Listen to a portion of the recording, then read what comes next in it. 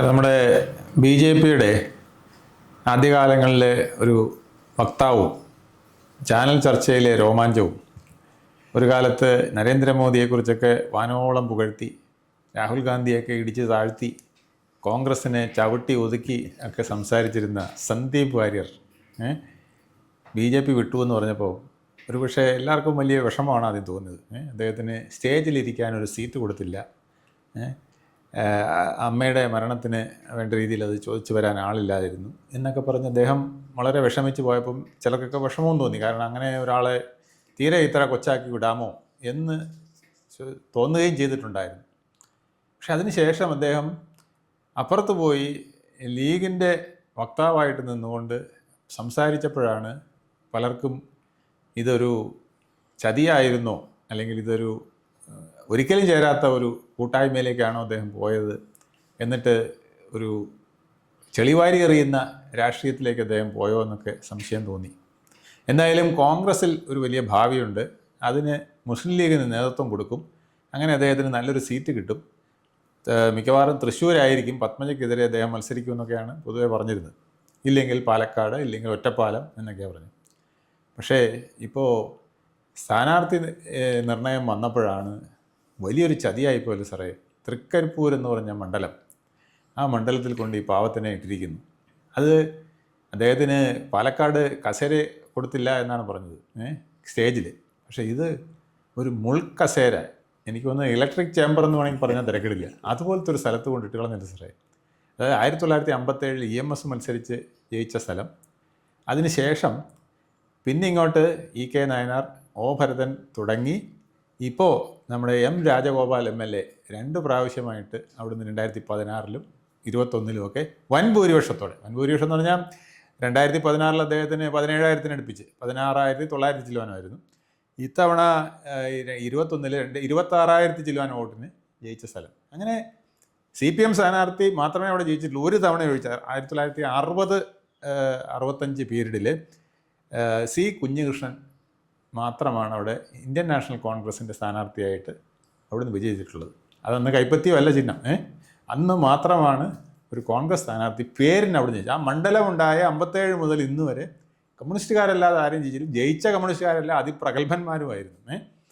അങ്ങനെയുള്ള സ്ഥലത്ത് കൊണ്ടുവന്ന് നമ്മുടെ സന്ദീപ് വാര്യരെ കൊണ്ട് ഇട്ടത് എന്താ സാറേ? അത് വിധി വൈപരീത്യമാണോ, അതോ കോൺഗ്രസ്സുകാർ ഈ അറവ് കോഴിയാക്കി അദ്ദേഹത്തിനെ മാറ്റിയോ? സാറേ, നമ്മൾ ഈ ചരിത്രത്തിലെ ചിലപ്പോൾ ചരിത്രം ആവർത്തിക്കപ്പെടുന്ന പ്രഹസനമായിട്ടായിരിക്കും എന്നൊക്കെ പറയുന്നുണ്ട്. ചരിത്രം ആവർത്തിക്കപ്പെടുന്ന ചില ഒരു സങ്കല്പം. ഈ പണ്ട് ഭാരതപ്പുഴയുടെ തീരത്ത് ആണല്ലോ നമ്മൾ ഈ മാമാങ്കം നടക്കുന്നത്. അതെ. സർവശക്തനായ കോഴിക്കോട് സാമൂതിരി അദ്ദേഹത്തിൻ്റെ എല്ലാ ആയുധങ്ങളും അനുചരന്മാരും ഒക്കെ ആയിട്ടാണ് അവിടെ പോയി നിലപാട് തറയിൽ നിൽക്കും. അദ്ദേഹത്തിൻ്റെ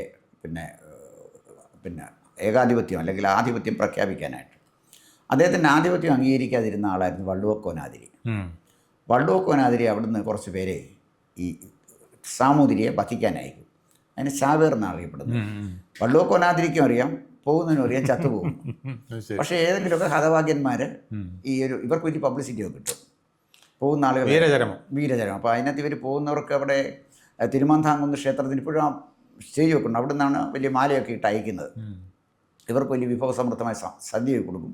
പോകുന്ന വഴിക്ക് ഈ ബന്ധുക്കളൊക്കെ കാത്തു നിന്ന് പറയും, സ്വർഗത്തിലെത്തുമ്പോഴേ എൻ്റെ അച്ഛനവിടെ ഉണ്ട്, അമ്മയുണ്ട്, അവരോടൊക്കെ ഞങ്ങളുടെ അന്വേഷണം പറയണം. ഇതൊക്കെ പറഞ്ഞാണ് ഈ ചാവേറിനെ അയക്കുന്നത്. ചാവേർ അവിടെ ചെല്ലും. സ്വാഭാവികമായിട്ട് സാമൂതിരിയുടെ അടുത്തെങ്കിൽ എത്താൻ അതൊക്കെ വെട്ടി കളയുകയും ചെയ്യും. അപ്പം ഇങ്ങനെയുള്ള ചില ആളുകൾ രാഷ്ട്രീയത്തിലുമുണ്ട്. ഈ ചാവേറാകാൻ വിധിക്കപ്പെട്ട ആളുകൾ. അത്തരം ചാവേറാകാൻ വിധിക്കപ്പെട്ട ഒരു പാവമാണ് ഈ സന്ദീപ് വാര്യർ. സന്ദീപ് വാര്യർ BJP വിട്ടു പോകുന്നു എന്ന് കണ്ടപ്പോഴേ ഞാനും സന്ദീപ് വാര്യരുടെ ചാനൽ ചർച്ചയൊക്കെ കാണുന്ന ആളായിരുന്നു. നല്ല സുഭകനായ ചെറുപ്പക്കാരനാണ്. വളരെ മനോഹരമായിട്ട് അദ്ദേഹത്തിൻ്റെ നിലപാട് പറയാൻ കഴിഞ്ഞിട്ടുണ്ട്. കാരണം അദ്ദേഹം ബോൺ ആൻഡ് ബ്രോട്ടപ്പ് എന്ന് പറയാം. BJPയിലായിരുന്നല്ലോ അദ്ദേഹം. ആ ഒരു പശ്ചാത്തലത്തിൽ നിന്ന് വന്ന ആളാണ്. രക്തത്തിൽ അലിഞ്ഞ പോലെയാണ് നമുക്ക് തോന്നിയത്. ഹിന്ദുത്വം പറയുന്ന ഒരാളായിട്ട് തോന്നി. നമുക്കതിനോട് യോജിക്കുകയോ വിയോജിക്കുകയോ ചെയ്യാം. പക്ഷേ ഇപ്പം തന്നെ ചാനൽ ചർച്ച വന്ന് റെജി ലൂക്കോസ് CPM കുറിച്ച് പറയുമ്പോൾ എനിക്ക് റെജി ലൂക്കോസിനോട് ബഹുമാനം തോന്നുന്നുണ്ട്. കാരണം മാന്യമായിട്ടാണ് സംഗതി അവതരിപ്പിക്കുന്നത്. ഹസ്കർ പ്രതിയോഗിയെ അല്ലെങ്കിൽ അപ്പുറത്തിരിക്കുന്ന ആളിനെ ആദരിച്ചുകൊണ്ടാണ് അതിന് മറുപടി പറയുന്നത്. മോശമായിട്ടൊന്നും പറയില്ല. പക്ഷെ അവർക്ക് രണ്ടുപേർക്കും CPM വിട്ട് പോകേണ്ടി വന്നു. അത് അവരുടെ ഒരു ഡിസ്ക്വാളിഫിക്കേഷനായിരുന്നു. ഈ സംസ്കാരം, കുലീനത, അതൊക്കെ അതിനകത്തൊരു ഡിസ്ക്വാളിഫിക്കേഷനായിരുന്നു.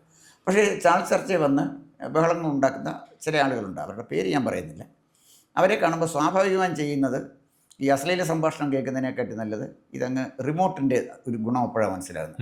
കളഞ്ഞിട്ട് വേറെ കൊള്ളാവുന്ന ആരെങ്കിലും പറയുന്നത് കേൾക്കും. അപ്പോൾ ഈ ചാനൽ ചർച്ചയിൽ ആളുകളിരുന്ന് കേൾക്കുന്ന ഒരു ചർച്ചയായിരുന്നു സന്ദീപ് വാര്യരുടെ. ഞാൻ ശ്രദ്ധയിൽപ്പെടുന്നത് സന്ദീപ് വാര്യർ, അഡ്വക്കേറ്റ് ജയശങ്കർ, പിന്നെ നമ്മുടെ ശ്രീജിത്ത് പണിക്കർ, ഇവരുടെയൊക്കെ കേൾക്കുന്നത്. ഇതിനകത്ത് നമ്പർ 1 ഞാൻ മാർക്ക് കൊടുക്കുന്നത് ശ്രീജിത്ത് പണിക്കർക്ക് തന്നെയാണ്. ബാക്കിയത് ഇവരുടെ അടുത്തെങ്കിലും വരുന്ന ആളുകളല്ല. ശ്രീജിത്ത് പണിക്കർ അക്കാഡമിക്കായിട്ട് നല്ല നോളജുള്ള ആളാണ്. തീർച്ചയായിട്ടും കൃത്യമായിട്ട് പഠിച്ചിട്ടേ റിസർച്ച് ചെയ്ത് പറയുന്ന ഒരാളാണ്. അപ്പം പിന്നെ ഈ സന്ദീപ് വാര്യർ പോയി ഒരു സുപ്രഭാതത്തിൽ കോൺഗ്രസ്സിൽ ചേർന്നു. അപ്പോൾ അതിനകത്ത് 2-3 ചാൻസുകളുണ്ട് സാറേ. ഇതിനകത്ത് കോൺഗ്രസ്സിൽ ചേരാൻ അദ്ദേഹത്തെ പ്രേരിപ്പിച്ചത് എന്താണെന്നുള്ളൊരു പ്രധാനപ്പെട്ട ഘടകമാണ്. ഈ പല രാഷ്ട്രീയ പാർട്ടികളിലും പ്രതിയോഗികൾ സമ്പന്നന്മാരാണെങ്കിൽ അവരുടെ ചാരന്മാരെ വെച്ചേക്കും. ആ കറക്റ്റ് ടൈം ആകുമ്പോഴേക്കും അവർ അത് ഓപ്പറേറ്റ് ചെയ്യുന്നു. അപ്പോൾ സന്ദീപ് വാര്യർ അത്തരം ഒരു ആരുടെയെങ്കിലും ചാരനാണോ എന്ന് എനിക്കറിയില്ല. അതിൻ്റെ കാരണം എന്താണെന്ന് വെച്ചാൽ സന്ദീപ് വാര്യർ മാറിക്കഴിഞ്ഞാൽ ആദ്യം പോയത് ഇന്ദിരാഭവനിലല്ല, ട്രിവാൻഡ്രത്ത് വരികയല്ല ചെയ്ത്. അദ്ദേഹത്തിൻ്റെ പാണക്കാട് തങ്ങളെ അദ്ദേഹത്തിൻ്റെ അനുഗ്രഹം വാങ്ങിച്ചു. അനുഗ്രഹം അത്ര ശരിയായില്ല, അതുപോലെ കുറച്ചുകൂടെ കൂടിയ അനുഗ്രഹം വേണം. അദ്ദേഹം നേരെ ജെഫ്രി മുത്തുക്കോയ തങ്ങളെ പോയി കണ്ടു. ഇതൊക്കെ മതേതരത്വത്തിന് വേണ്ടി അദ്ദേഹം ചെയ്യുന്നൊരു പാടാണ്. ഒരു മനുഷ്യന് മതേതരത്തെ സംരക്ഷിക്കാൻ എന്തെല്ലാം പാടാവിടുന്നത്. തീർച്ചയായിട്ടും. അപ്പോൾ അവിടെ നിന്ന് ജെഫ്രി മുത്തുക്കോയ തങ്ങളെ പോയി കണ്ടു. കാന്തപുരം മുസ്ലിയാരെ പോയി കണ്ടോ ഇല്ലെന്ന് എനിക്ക് അറിഞ്ഞുകൂടാ. പിന്നെ അദ്ദേഹം ഇനിയും ഇവിടെ ഇന്ത്യയിൽ ആരും ഇല്ലാത്തതുകൊണ്ട് ഇനി പക്ഷേ ചെയ്യാൻ ഒക്കുന്നത് ഒവൈസിയെ കാണാമായിരുന്നു. ഉത്തരേന്ത്യയിൽ പോയാൽ ഒവൈസിയെ കാണാമായിരുന്നു. ഇപ്പോൾ അല്ലെങ്കിൽ പിന്നെ ഇത്തിരി യാത്ര ചെയ്തായിരുന്നെങ്കിൽ നമ്മുടെ ഈ ഹമാസിൻ്റെ ഒക്കെ ആളുകൾ പാലസ്തീനിലുണ്ടല്ലോ, അവരെയും പോയി കണ്ട് ഇയാൾക്ക് അനുഗ്രഹം വാങ്ങിക്കാമായിരുന്നു. അപ്പം സന്ദീപ് വാര്യർ എന്ന് പറഞ്ഞ ഒരാൾ വെറും കളിമൺ കാലുകൾ മാത്രമുള്ളൊരു വിഗ്രഹമാണെന്നാണ് തെളിഞ്ഞത്. ഒരിടത്ത് നിൽക്കുന്നിടത്ത് ഉറച്ച് നിൽക്കണം. അത് CPM ആയാലും കോൺഗ്രസ് ആയാലും BJP ആയാലും എവിടെയായാലും. അപ്പോൾ സന്ദീപ് വാര്യർക്ക് പറ്റിയ വലിയൊരു കുഴപ്പം വികാരപരമായി തീരുമാനമെടുത്തു എന്നുള്ളതാണ്. സ്റ്റേജിലിരിക്കണം എന്ന് അദ്ദേഹം തന്നെ അങ്ങ് ശടിച്ചാൽ മതിയോ? താഴെ ഇരുന്നും പ്രസംഗം കേൾക്കാമല്ലോ. തീർച്ചയായിട്ടും. അതാണ് ഞാൻ പറഞ്ഞത്, വളരെ സില്ലി ആയിട്ടുള്ള കാര്യങ്ങളാണ് അദ്ദേഹം ഒരു പാർട്ടി മാറുന്നതിന് വേണ്ടി പറയുന്നത്. അപ്പോൾ അത് പിന്നെ അതിനകത്ത് അന്ന് വേറൊരു കാര്യം കൂടെ സാറ് മനസ്സിലാക്കണം. BJPയിൽ ഒരു കാലഘട്ടം മുഴുവൻ കഴിവുള്ളവനെ അട്ടിച്ചമർത്തുകയായിരുന്നു. അതെ, വളർന്നു വരാനേ സമ്മതിക്കത്തില്ല. ഞങ്ങളുടെയൊക്കെ നാട്ടിൽ പറയുന്ന പോലെ ഒരുത്തൻ കഴിവുള്ളവൻ അവിടെ കണ്ടെന്ന് പറഞ്ഞാൽ കഴിവില്ലാത്തവനെല്ലാം കൂടെ ചേർന്ന് പൂച്ചത്തിലെ മന്ത്രവാദം ചെയ്യുന്നൊക്കെ തമാശയായിട്ട് പറയുന്ന ഇത്. ഇപ്പം ഞണ്ടിൻ്റെ കൂട്ട് ഈ ആളുകളെല്ലാം പിടിച്ചിടുന്നൊരു കൾച്ചറായിരുന്നു എന്നും BJP നിലനിന്നിരുന്നത്. അതുകൊണ്ടാണ് ഈ പാർട്ടി നന്നാവാതിരുന്നതിൻ്റെ ഒരു കാര്യം, കഴിവും യോഗ്യതയുള്ള ഒരാളെ ഒരിക്കലും അവർ അംഗീകരിക്കുകയല്ല. കാരണം ചുറ്റും നിൽക്കുന്നതും തലപ്പത്ത് നിൽക്കുന്നതും മുഴുവൻ ഈ റാങ്കിൽ ഈ സാധനങ്ങളാണ്. അപ്പോൾ അവർക്ക് താഴേന്ന് ഒരാൾ മിടുക്കം വന്നു കഴിഞ്ഞാലേ വെട്ടി മുകളിൽ കയറുമെന്നൊരു പേടിയുണ്ട്. അതുകൊണ്ടാണ് അങ്ങനെ ചെയ്തുകൊണ്ടിരുന്നത്. പിന്നെ ഒരു കൾച്ചർ അവസാനിച്ചത് രാജീവ് ചന്ദ്രശേഖർ. തീർച്ചയായിട്ടും അദ്ദേഹം വന്നപ്പോഴാണ് ഇതിനകത്തൊരു മാറ്റം വന്നു. കഴിവും യോഗ്യതയൊക്കെ ഉള്ളവരെ അംഗീകരിച്ചു. എന്നാൽ എല്ലാവരും അംഗീകരിച്ചില്ല. ഒരുപാട് മണ്ടത്തരം പറ്റിയിട്ടുണ്ട് ഈ സ്ഥാനാർത്ഥി നിർണ്ണയത്തിൽ. അത് നമുക്ക് വേറൊരു വിഷയമാണ്. അല്ല, അതിപ്പോൾ ഒറ്റയടിക്ക് ചെയ്യാൻ പറ്റില്ല സാറേ, അതാണ് വേറൊരു പ്രശ്നം. അല്ല, അത് എല്ലാത്തിനെയും കൂടെ എടുത്ത് കളഞ്ഞാലേ. അല്ല, എടുത്ത് കളയണമെന്നല്ല ഞാൻ പറഞ്ഞു സാറേ. ഒരു സ്ഥാനാർത്ഥി നിർണ്ണയം നടത്തുമ്പോൾ കൃത്യം ഹോംവർക്ക് ചെയ്ത് സ്ഥാനാർത്ഥി നിർണ്ണയം ചെയ്യേണ്ട ഒരു കാര്യമുണ്ട്. അത് നമ്മുടെ വേറെ വിഷയമുണ്ട്. ഞാൻ അതിലേക്ക് പോകുന്നില്ല. സന്ദീപ് വാര്യരാണല്ലോ നമ്മുടെ. എന്തായാലും സന്ദീപ് വാര്യർ അവരുടെ അനുഗ്രഹാശിസുകളൊക്കെ വാങ്ങിച്ചപ്പോൾ തൃക്കരിപ്പൂരിൽ ഈ ചെമ്പരത്തിമാലയൊക്കെ ഇട്ട് ചാവേറാകാൻ പോയിരിക്കുക. അവിടെ ചെന്ന് അദ്ദേഹം വീരചരമം പ്രാപിക്കും. പക്ഷേ വീരചരമം പ്രാപിച്ച് തിരിച്ചു വരുന്ന സന്ദീപ് വാര്യർക്ക് ഇനി UDFൻ്റെ ഒരു ഗവൺമെൻറ് അധികാരത്തിൽ വന്നു എന്ന് വിചാരിക്കുക, വല്ല സ്പേസും അതിനകത്തുണ്ടാകുമോ? സ്വാഭാവികമായിട്ട് എനിക്ക് സംശയമാണ്. കാരണം കോൺഗ്രസിനകത്ത് മുഖ്യമന്ത്രിയാകാനാണ് ഒരു 4-5 പേര് നിൽക്കുന്നത്. MLA ആവാൻ 1500 പേര് നിൽക്കുന്നുണ്ട്. അത് 140 പേര് അല്ലയോ ആകെ സീറ്റുള്ളത്. 1500 പേര് MLA ആവാൻ കുപ്പായം തുന്നി വെച്ചിരിക്കുന്നത്. അപ്പോൾ അതാണ് കോൺഗ്രസിൻ്റെ സ്ഥിതി. ആ ആൾക്കൂട്ടത്തിൽ പോയി സന്ദീപ് വാര്യർക്ക് എന്തെങ്കിലും ആകാൻ കഴിയും എന്നെനിക്ക് തോന്നുന്നില്ല. പിന്നെ ഈ വന്നപ്പോൾ ഒരു മണ്ഡലത്തിൽ നിന്ന് അല്ലെങ്കിൽ ഒരു പാർട്ടിയിൽ നിന്ന് അവിടുത്തെ ഒരു ഫയർ ബ്രാൻഡ് വരുമ്പോൾ കിട്ടുന്ന സ്വീകരണമേ അവിടെ കിട്ടിയിട്ടുള്ളൂ. നാളെ കോൺഗ്രസ്സുകാർ ചോദിക്കും, അയാളെ വളർത്തിയെടുത്ത BJPയെ ചതിച്ചിട്ട് വന്ന ഇയാൾ കോൺഗ്രസിനെ ചതിച്ചിട്ട് പോകത്തില്ല ഇപ്പോൾ തൃക്കരിപ്പൂര് പറ്റിയത് അതാണ്. തൃക്കരിപ്പൂരിലെ DCC പ്രസിഡന്റ് അടക്കമുള്ളവർ ചാടി വീണു. ഇയാളെ ഇതിനകത്ത് കയറ്റാൻ പറ്റില്ല, ഇയാൾ ഇവിടെ വേണ്ട എന്ന് പറഞ്ഞു. അതിപ്പോൾ ഒതുക്കാനായിട്ട് വലിയ പാടുപെട്ടു കോൺഗ്രസ്. അവസാനം ഇപ്പം ഒതുങ്ങിയെന്നാണ് സന്ദീപ് വാര്യർ പറയുന്നത്. അവിടെ അങ്ങനെയൊന്നുമില്ല, എല്ലാവരെയും എന്നെ അംഗീകരിച്ചു. പക്ഷേ പ്രത്യക്ഷമായിട്ട് ചാനലിൻ്റെ മുമ്പ് വന്ന് ആൾക്കാർ ബഹളം ഉണ്ടാക്കുമായിരുന്നു, ഇങ്ങനെ ഒരു സ്ഥാനാർത്ഥിയെ ഇവിടെ കൊണ്ടുവരാൻ പറ്റില്ല എന്ന് പറഞ്ഞ് ബഹളം ഉണ്ടാക്കുമായിരുന്നു. അപ്പോൾ അത് അവസാനിച്ചു എന്ന് ഇപ്പം സന്ദീപ് വാര്യർ പറയുന്നുണ്ട്. അത് എത്രത്തോളം അവസാനിച്ചു എന്നുള്ളത് റിസൾട്ട് വന്നാലേ അറിയാനൊക്കുള്ളൂ. പക്ഷേ ഇത് ഒരു നടുക്കടലിലാണ് കൊണ്ടിട്ടത്. എങ്ങനെ നീന്തിയാലും ഒരു കരയ്ക്കും എത്താൻ പറ്റാത്തൊരു സാഹചര്യമായിപ്പോയി. അതൊരു പക്ഷേ വലിയ ഒരു ചതിയാണ് കോൺഗ്രസ് കാണിച്ചത്. പക്ഷേ കോൺഗ്രസ് ചതിയൊന്നും കാണിച്ചില്ല സാറേ, കോൺഗ്രസ് ആണ് ശരി. ഞാൻ ചോദിക്കുന്നത്, തന്നെ വളർത്തി വലുതാക്കിയ ഒരു പ്രസ്ഥാനത്തെ ചതിച്ചിട്ട് ചെല്ലുന്നവന് റെഡ് കാർപ്പറ്റ് വെൽക്കം കൊടുക്കാൻ പാടില്ല. എന്നിരുന്നാലും സാറേ, ഈ അദ്ദേഹം എന്തൊക്കെയാണോ ഛർദ്ദിച്ചത് അത് മുഴുവൻ തിരിച്ച് ഭക്ഷിക്കുന്ന ഒരു അവസ്ഥയിൽ ഇപ്പോൾ കോൺഗ്രസ് കൊണ്ട് എത്തിച്ചിരിക്കുകയാണ്. അദ്ദേഹം എന്തൊക്കെയാണോ ചാനലിൽ പറഞ്ഞിരുന്നത് അതിനെ മുഴുവൻ തിരിച്ചെടുത്തുകൊണ്ട് വേറെ ഒരു മാലിന്യം പുറത്തെടുക്കേണ്ട അവസ്ഥയിലേക്ക് അദ്ദേഹം എത്തി വന്നിരിക്കുന്നു. അതൊരു വല്ലാത്തൊരു ഗതികെട്ട അവസ്ഥയാണ്. അപ്പോൾ പണ്ട് ചാനൽ ചർച്ചയിൽ ഇദ്ദേഹം പറഞ്ഞത് രാഹുൽ ഗാന്ധി പപ്പു വന്ന. അതെ. ഇപ്പോൾ അദ്ദേഹം പറയുന്നത് രാഹുൽ ഗാന്ധി ശ്രീപത്മനാഭന് തുല്യനാണ്. കിടന്നാല് കാല് തൊട്ട് തൊഴാൻ പുള്ളി തയ്യാറാക്കാണ്. എപ്പോഴാണ് കിടത്തുന്നതെന്ന് നമുക്കറിയത്തില്ല.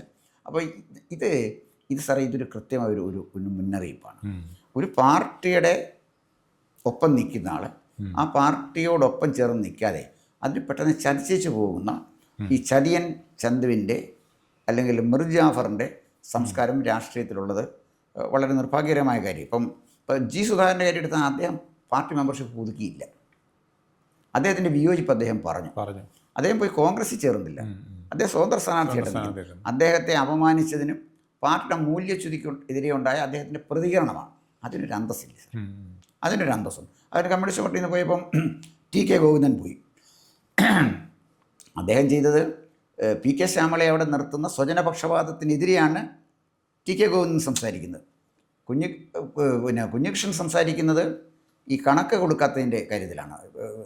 അതിനൊരു നിലപാടുണ്ട് സാറേ. അതാ പറഞ്ഞു, ഇവരൊക്കെ മാറിപ്പോയി മത്സരിക്കുന്ന ആളുകളാണ്. സന്ദീപ് വാര്യർ മാത്രമല്ല മത്സരിക്കുന്നത്, സുധാകരൻ മത്സരിക്കുന്നുണ്ട്.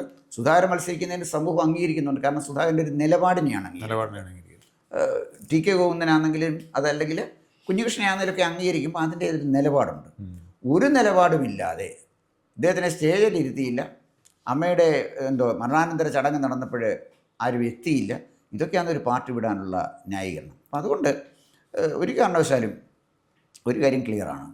ഈ തെരഞ്ഞെടുപ്പോടുകൂടി സന്ദീപ് വാര്യർ എന്ന് പറഞ്ഞ ഒരാൾ കേരള രാഷ്ട്രീയത്തിൽ അപ്രസക്തനാകും. അയാളെ ഒരാളും എടുക്കുകയുമില്ല. കാരണം ചതിച്ചിട്ട് വരുന്നവനെ എപ്പോഴും അങ്ങനെയാണ്. പണ്ട് ഈ യുദ്ധം നടക്കുമ്പോഴേ എതിർ സൈന്യത്തിൽ ചതിച്ചേച്ച് വരും. അവൻ ആദ്യം വരുമ്പോൾ വലിയ സ്വീകരണമൊക്കെ കൊടുക്കും, സ്വർണ്ണ കിഴിയൊക്കെ കൊടുക്കും. കുറച്ച് ദിവസം കഴിയുമ്പോൾ അവനെ കൊന്നുകളെ. എന്താ കാര്യം, കൗണ്ടർ സ്പൈ വർക്ക് ചെയ്യുന്ന വിചാരിച്ചു. അതുകൊണ്ട് സന്ദീപ് വാര്യരെ തൃക്കരിപ്പൂരിൽ പോയി വീരചരമം പ്രാപിക്കട്ടെ, DCC ഓഫീസിൽ അദ്ദേഹത്തിൻ്റെ പൂർണ്ണകായ പ്രതിമ സ്ഥാപിക്കട്ടെ. അങ്ങനെ സന്ദീപ് വാര്യർ ദേവസ്വം ബോർഡ് മെമ്പർ ഒക്കെ ചിലപ്പം ഇനി ഒഴിവ് വന്നാൽ ഭരണം കിട്ടുകയാണെങ്കിൽ കോൺഗ്രസിന്റെ ലീഡേഴ്സ് അപ്പം അവർ ചോദിക്കത്തില്ലേ, ഞങ്ങൾ ഈ പാർട്ടിക്ക് വേണ്ടി വെള്ളം കോരുകയും വിറക് വിട്ടുകയും ചെയ്താൽ ഞങ്ങളെ വേണ്ടാതെ ഇന്നലെ ഇവിടെ വന്നൊരു പാർട്ടിയെ ചതിച്ചു വന്നവന് സ്ഥാനം കൊടുക്കുന്നത് എന്താണെന്ന് ചോദിക്കില്ലേ? സന്ദീപ് വാര്യർ എത്ര കാലം കോൺഗ്രസ് നിൽക്കുമോ അത്രയും കാലം അദ്ദേഹം ചെയ്ത ചതി അദ്ദേഹത്തിനെ വേട്ടയാടിക്കൊണ്ടിരിക്കും.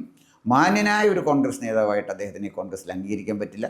കോൺഗ്രസ് നിൽക്കുന്നവരൊക്കെ കോൺഗ്രസിൻ്റെ നല്ല കാലത്തും ചീത്ത കാലത്തും നിന്ന ആളുകളാണ്. തീർച്ചയായിട്ടും കോൺഗ്രസിന് വേണ്ടി അടികൊണ്ട ആളുകളാണ്. പോലീസിൻ്റെ അടികൊണ്ട ആളുകളുണ്ട്, ചെടിച്ചട്ടി കൊണ്ട് അടികൊണ്ട ആളുകളുണ്ട്, ഇല്ലേ? ത്യാഗം കോൺഗ്രസിന് വേണ്ടി ചെയ്തു. ഇദ്ദേഹം പ്രസ്താവന ഇറക്കിയാൽ മതിയോ? ചാനൽ ചർച്ച മാത്രമല്ല, ഈ സമയത്ത് മാറിയ സരീനും ഇതേ അപകടം പറ്റി. കോൺഗ്രസിൽ നിന്ന് ചാടി CPM പോയ സരീനും ഇതേ അപകടമാണ് പറ്റിയത്. കാരണം രണ്ടുപേരും ഏതാണ്ട് ഒരേ ശൈലിയിൽ തന്നെയാണ് പോയതെന്നുള്ളതാണ് അത് കാണിക്കുന്നത്. അതിനൊരു ചെറിയ വ്യത്യാസമുണ്ട്. സരിൻ ഡോക്ടർ ആയതുകൊണ്ട് ജീവിക്കാൻ വേറെ മാർഗമുണ്ട്. സന്ദീപ് വാര്യർക്ക് എന്താ ജോലി അറിയാവുന്നത് എനിക്ക് അറിഞ്ഞുകൂടാ. എന്തായാലും ശരി, കാലമാറ്റം സാധ്യതയും കലയുമാക്കി മാറ്റിയ ഒരാൾ അദ്ദേഹത്തിനെ എങ്ങനെയാണോ തൃക്കരിപ്പൂരുകാർ സ്വീകരിക്കുന്നത്, അവർ ഉറച്ച കമ്മ്യൂണിസ്റ്റുകാരാണ്. അപ്പോൾ അവർക്ക് അവരുടേതായ രാഷ്ട്രീയമുണ്ട്. എങ്ങനെയാണ് സ്വീകരിക്കുന്നത് നമുക്ക് കാത്തിരുന്ന് കാണാം. കൂടുതൽ വാർത്തകളും വിശേഷങ്ങളും നേരിട്ട് ലഭിക്കാൻ ജനങ്ങളിൽ നിന്ന് ജനങ്ങളിലേക്ക് ജനഭൂമി ന്യൂസ് സബ്സ്ക്രൈബ് ചെയ്യൂ. ബെൽ ബട്ടൺ അമർത്താനും മറക്കരുത്.